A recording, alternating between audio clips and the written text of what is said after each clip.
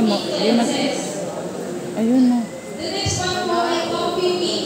Si coffee Wala mix nga po eh. namin, Ano ba? not just an ordinary coffee, by the way, si black coffee, ito lang po yung coffee na matapa pero kaya ang ibang laba.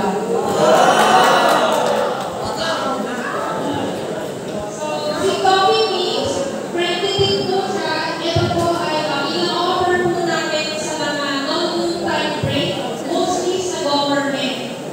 Actually, kawawalan na po ng aming coffee mix. It's just because madali po siya, hindi po siya hard selling. When it comes to